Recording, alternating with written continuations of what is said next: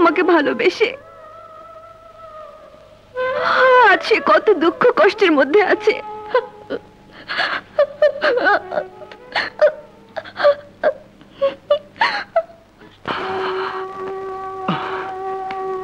তোমরা আমার সংবাদ নিতে এসেছো, কিন্তু আমি যে প্রেমের সংগ্রামে নেমেছি সে সংগ্রামে আমি বোধহয় হেরে যাব। মায়াকে আমি কোনোদিন সুখী করতে পারবো না। এত তাড়াতাড়ি প্রেমের সংগ্রামে হার মেনে যাবে? তুমি বুঝতে পারছো না, আমার জন্মদাতা পিতা আমার এই প্রেমের সংগ্রামে প্রতিটি পদক্ষেপে শত্রু হয়ে দাঁড়িয়েছে। এখন আমি কি করব আমি কিছুই বুঝতে পারছি না, কিছুই না। শোনো তুমি, শোনো প্রেমী, শোনো প্রেম করেছো তুমি, প্রেমের জন্য লড়তে হবে, করো প্রেমের জয়, মানব না পরাজয়।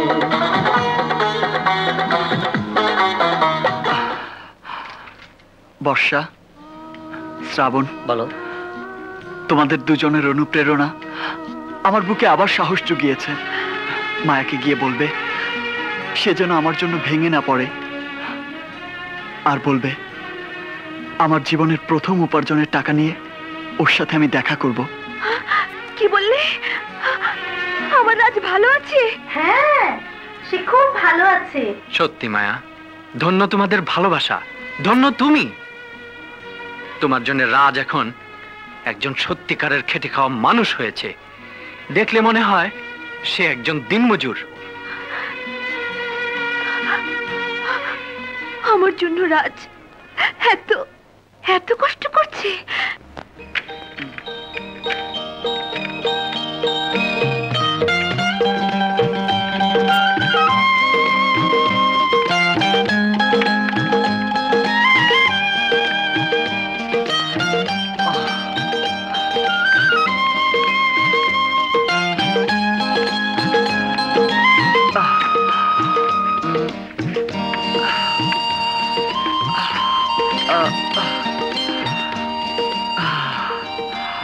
কাজ করে যখন ক্লান্ত হয়ে পড়বে তখন আমার কথা ভাবলে দেখবে আমি তোমার কাছেই আছি রাজ। মায়া, তুমি? হ্যাঁ, আমি। এত তাড়াতাড়ি জীবন সংগ্রামে হার মানলে চলবে না।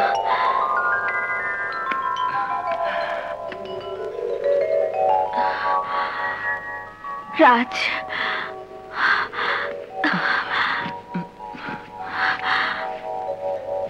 আমার জন্য তুমি এত কষ্ট করছো, তাই আমি সবসময় তোমার পাশে পাশে আছি। কাজ করো, কাজ করো। মায়া,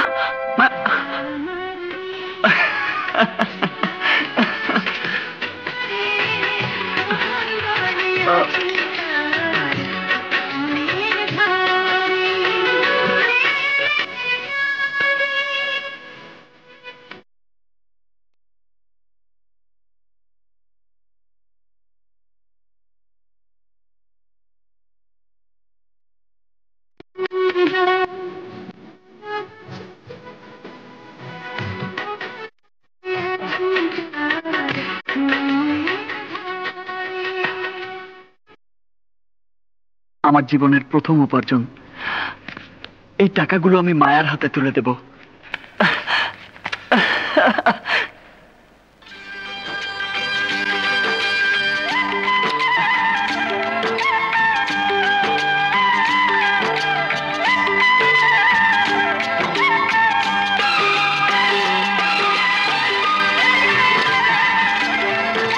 আজ কতদিন পর মায়াকে দেখতে পাবো, এই খুশিটা আমি ধরে রাখতে পারছি না।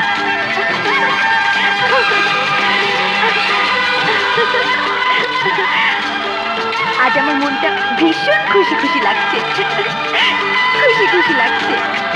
মায়া, আমি আসছি। মায়া, আমি আসছি।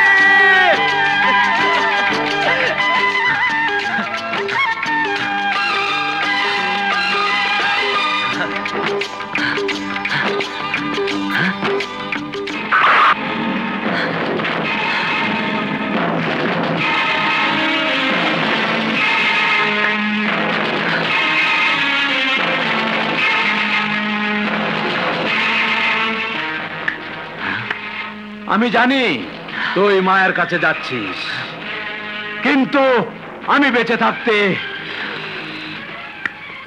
মায়াকে তুই কোনোদিন পাবি না। দেখো, তোমার সাথে আমার কোনো বিবাদ নেই, তাই আমাকে যেতে দাও। যেতে চাস? তাহলে যা।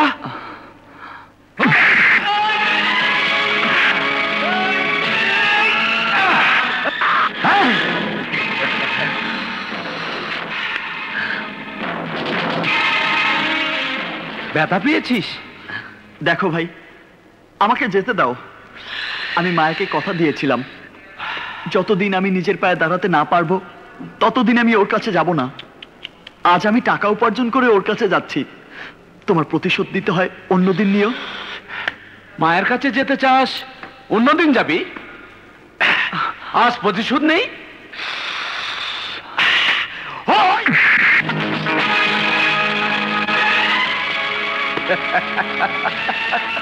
আব্দুল্লাহ, আব্দুল্লাহ, আমি অনেক কষ্টে টাকা উপার্জন করে মায়ের কাছে নিয়ে যাচ্ছি। দেখো, এই দেখো।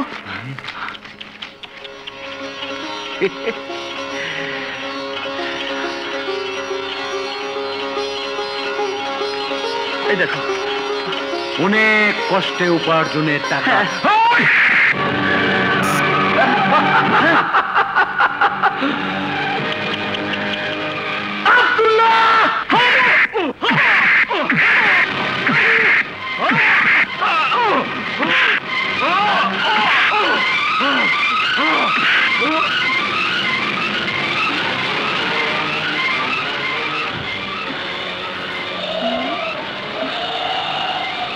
টাকা?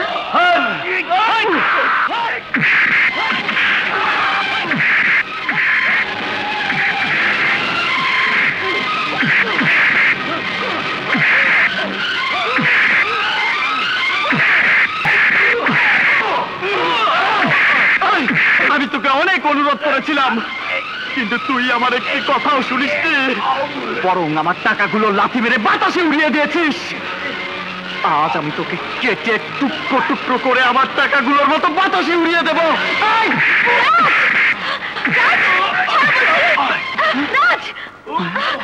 ছেড়ে দাও, ছেড়ে দাও মায়া, ওকে আমি মেরেই ফেলবো।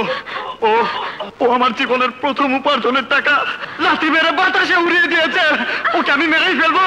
ছেড়ে দাও, ছেড়ে দাও ওকে। রাজ, রাজ, ও তোমার জীবনের প্রথম উপার্জনের টাকা বাতাসে উড়িয়ে দিয়েছে, কিন্তু তোমার জীবন তো সবে মাত্র শুরু হয়েছে। এখন অনেক টাকা তুমি উপার্জন করতে পারবে। কিন্তু কিন্তু একটি টাকাও যে আমি তোমার হাতে তুলে দিতে পারলাম না মায়া। পেরেছো, তোমার প্রথম উপার্জনের টাকা আমি হাতে পেয়েছি। দেখো, হে দেখো।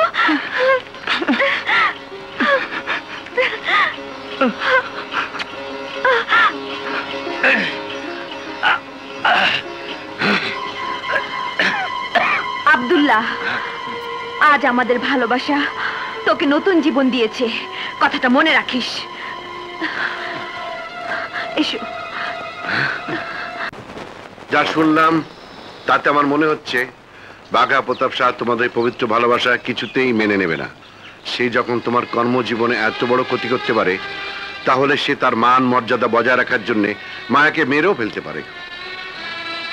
কিন্তু না, আমি বেঁচে থাকতে তা কিছুতেই হতে দেবো না। আগামী শুক্রবারে আমি তোমাদের বিয়ে দেবো।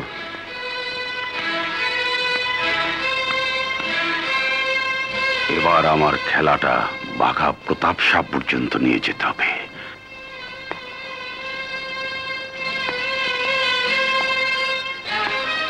কি বলবে বলো? হুজুর, আমরা আপনার দয়ায় বেঁচে আছি, তাই একটা কথা না বললে আপনার সাথে সরাসরি বেইমানি করা হবে। আহা, কথাটা কি?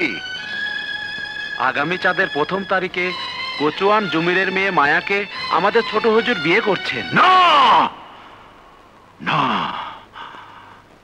না, ভাইজান, যা শুনলাম তা যদি সত্যি হয়, তাহলে মায়া সবার সম্মুখে আপনাকে যে চ্যালেঞ্জ করেছিল তাতে আপনি হেরে যাবেন, মায়া জয়ী হবে। আর তখন সবাই বলবে বাঘা প্রতাপ শাহ বরফ ঘোলা পানি আর মায়া একটা আগুনের ফুলকি। অসম্ভব, অসম্ভব। সামান্য একটা মেয়ের কাছে আমি পরাজয় মেনে নেব না। দুলাল, যেভাবেই হোক তুমি মায়াকে আমার কাছে ধরে নিয়ে এসো। কি বললেন? মায়াকে ধরে নিয়ে আসবো? হ্যাঁ, তুমি যদি মায়াকে পেতে চাও তাহলে আমার কথা মতো কাজ করে যাও। বেশ, মায়াকে আমি ধরে নিয়ে আসবো ঠিকই,